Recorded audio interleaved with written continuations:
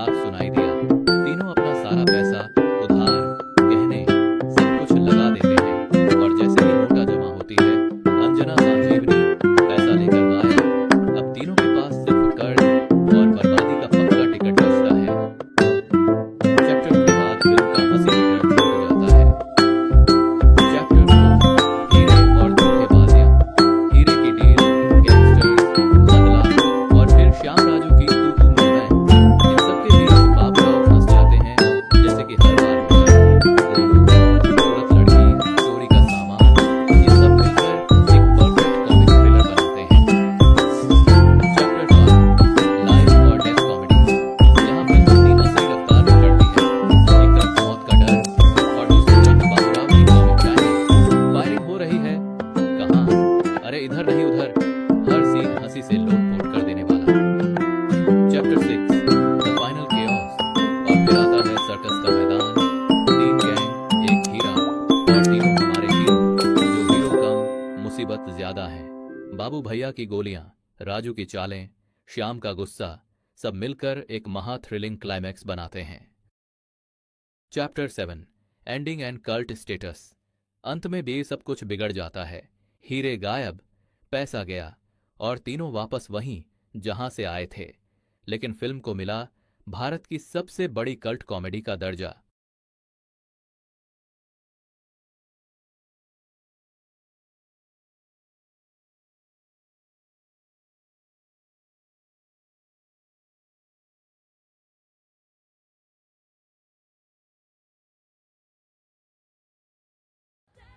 पच्चीस दिन में पैसा डबल।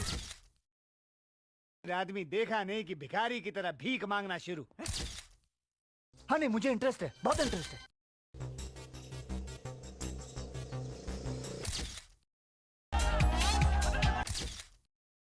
पैसा ही पैसा होगा। इनके हाथ में सोने का लोटा दिया ना, फिर भी इन्होंने सिर्फ भीख ही मांगना है। और किस्मत तीनों जब मिलते हैं तो अबे मेरे को तो अंदर लो। कहानी बनती है जो देश के पैसा है। हर घर में दोहराई जाती है। जोर जोर से आज बोल हम के बात लोगों को करेंगे स्कीमें बता दे। हेरा फेरी की एक ऐसी फिल्म जिसने केवल भाई तू वापस नहीं बल्कि नहीं, ये स्कीम तेरे लिए है ही नहीं। लेकिन क्या आप जानते हैं इस फिल्म की शूटिंग के दौरान इतना ऐसे अंधेरा मोड़ क्यों है मेरे भाई? आए जो खुद कहानी एक जमाना था जब हम भी गरीब हुआ ज्यादा करते फिल्में थे। जहाँ मस्त एक प्लान। तरफ राजू अमीर के सपने देख रहा था, वही क्या गुंडा बनेगा रे तू? फिल्म की टीम ऐसी मुसीबतों सुपारी में निकाल के फंसी बात रही कर रहे बाबा। थी जिसकी किसी को उम्मीद कल मेरे नहीं को थी। इतना चलिए आज छोटा शुरुआत दिया। करते हैं फिर हेरा फेरी की सच और तो उसको कहानी के बोलना साथ। पड़ेगा ना। साल 2000 खोपड़ी तोड़ जब साले का। हेरा फेरी ने बॉलीवुड कॉमेडी मेरे को तो ऐसा धक दिशा बदल दी, लेकिन इस बात का किसी को अंदाजा नहीं तेरे था पास कि कोई और रास्ता है? इसके किरदार राजू, श्याम और बाबूराव दिन इतने आइकॉन बन जाएंगे। फैंस, पत्रकार, प्रेक्षक स्लोगन लगाए और डायरेक्टर प्रियदर्शन पर लगातार दबाव बढ़ने लगा। लेकिन असली ट्विस्ट तब आया जब पार्ट 2 बनने का फैसला हुआ। मार्गदर्शन प्रियदर्शन ने बल्कि नीरज वोरा के यही से शुरुआत एक अलग यात्रा, नई आवाज में नई पागल दुनिया में उनकी हुई। फिर हेरा फेरी वहीं से शुरुआत होती है। पार्ट 1 खत्म हुई थी, तीनों की किस्मत चमक चुकी थी। लग्जरी बंगलों, बड़ी गाड़ियों और नौकर जो ऐसा दुनिया अपने कदम में दिख रही थी। माल किधर है? लेकिन अमीर हमेशा छोकरे के पास। लाती। भाई छोकरा किधर है? कभी कभी और बड़ी मुसीबतों को लेकर आती। राजू का लालच बढ़ रहा था। हर साले इंसान कचरे को के अमीर आइटम। बनने का शॉर्टकट मेरा माल वाली अनुराधा और उसके दिमाग में ऐसा जाल डालती है कि राजू लाखों की ठगी योजना का हिस्सा बन जाता है, जबकि श्याम हमेशा की तरह और बाबूराव को हमेशा की तरह अनजाने गड़बड़ के करने के तैयार हंसी भरा बिगड़ा हुआ संतुलन असल में फिल्म सबसे बड़ा मजाक था। लालच, डर और उम्मीद तीनों मिलकर इंसान को अंधा बना देते हैं। राजू 1 करोड़ और 40 के चक्कर में सपना दिखाया जाता है, लेकिन हर सपने की कीमत होती है और इस सपने की कीमत थी 3 की पूरी बचत और पूरी जिंदगी उनकी शांति। एक फोन कॉल आया और ठगी का शिकार हो गए। बाबूराव और श्याम राजू गुस्से में घेरे हुए थे। स्क्रीन पर चाहे कॉमेडी दिखती है, पर असलियत में सीन बहुत गंभीर था, क्योंकि यह कहानी केवल हंसी की नहीं थी बल्कि इंसान की कमजोरी की थी। हंसी का बीच अब क्राइम असर बढ़ाने लगता है। फिल्म में नए विलन की एंट्री होती है। तिवारी, नानजी भाई और मुन्ना भाई, तीनों को पता चलता है कि पैसा इन तीनों के पास है और राजू, श्याम, बाबूराव की कॉमिक यात्रा एक खतरनाक मोड़ ले आती है। भागदौड़, डर, धोखा और भ्रम, लेकिन फिर भी कॉमिक टाइमिंग इतनी प्यारी कि हर दृश्य में अपनी जगह कल्ट बना दिया।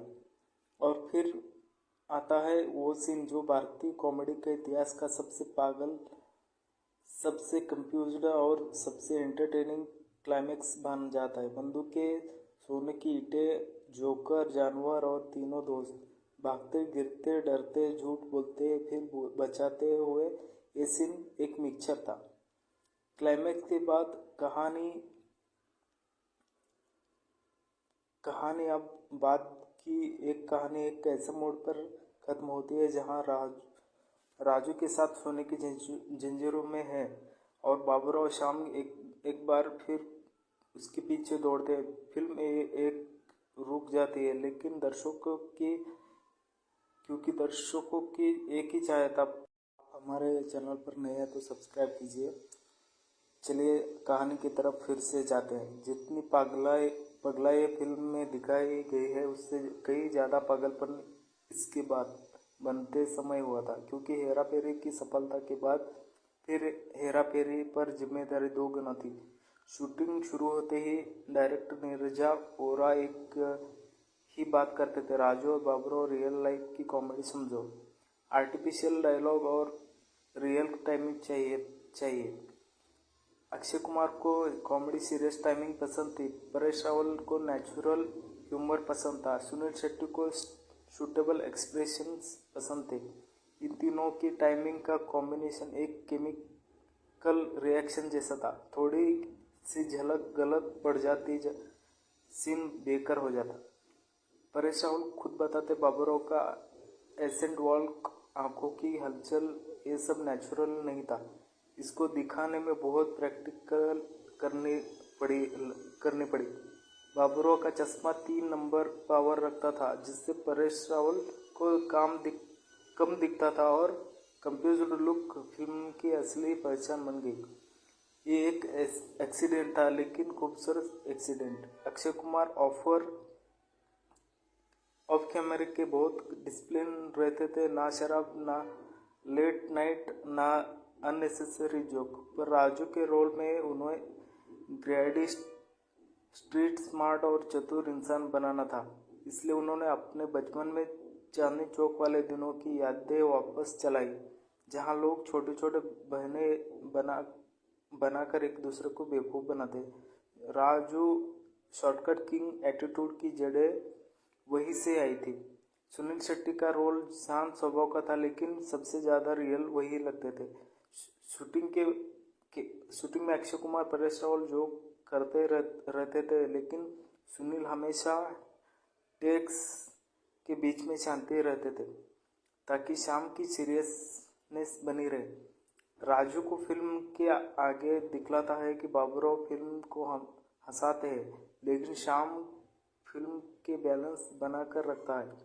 आपने क्लाइमैक्स तो देख रही है, जो दुनिया कोनोटिक फाइनेंस सिक्वेंस माना जाता है, लेकिन क्या आप जानते हैं कि असल में यह सीन एक छोटे वेयर हाउस में शूट होना था। बजट कम था, पर टीम सर्कस का आइडिया सजेस्ट किया, क्योंकि अगर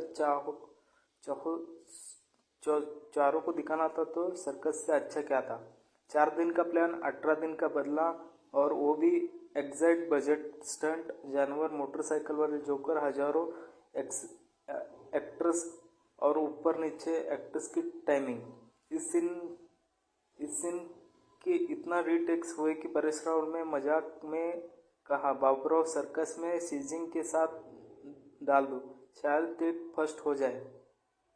फिल्म में कोई सीन्स कट दिए गए थे जहां वो 10 रुपए चोरी करता था और पकड़ा जाता। असल स्क्रिप्ट में बाबरो शराब पीते नहीं थे, लेकिन कॉमेडी स्किन में वो नशे में सर्कस पहुंचते हैं। तो सिली लगा काट दिया गया। एक इंस्टेंट स्किन था, पर डायरेक्टर ने कहा कि कॉमेडी फ्लो टूटेगा। आज ये स्किन रिलीज होते ही इंटरनेट पर करोड़ों व्यूज आते हैं। जब फिल्म रिलीज हुई, प्रोडक्टर को डर लगता था हेरा फेरी जैसी कॉमेडी फिल्म दोबारा नहीं बन सकती, लेकिन 9 जून 2006 में फिल्म रिलीज हुई। पहले दिन एवरेज कलेक्शन था, दूसरे दिन हाउसफुल था, तीसरे दिन ऑल शो पैक्ड था। फिर हेरा फेरी इतिहास बन गया। कई डायलॉग्स इम्प्रेसिव से पैदा हुए। 50 रुपये का ओवरटेकिंग का अक्षय कुमार ने मजाक में कहा। डायरेक्टर ने कहा परफेक्ट कीप इट। उठा ले बाबरो इसको नहीं, इनको। स्क्रिप्ट में बाबरो उठा ले ऐसा एक डायलॉग था जो अभी भी बहुत वायरल है। हमारा पैसा लौटा दो। सुनील की डिलीवरी इतनी रियल कि वह मीमी बन गया।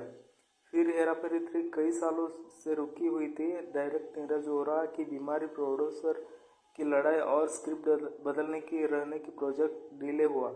हेरा फेरी 3 ऑफिशियली बन रही है और तीनों एक्टर के साथ फैंस 17 साल इंतजार कर रहे हैं, और शायद ये इंतजार अब बहुत लंबा नहीं है। कहते हैं कि असली कॉमेडी हंसी से नहीं, दर्द से पैदा होती है। फिर हेरा फेरी एक हंसती नहीं, सीख भी देती है कि शॉर्टकट का लालच किसी राजू को मुसीबत में डाल सकता है, लेकिन सच्ची दोस्ती हर गलती के माफ कर देती है।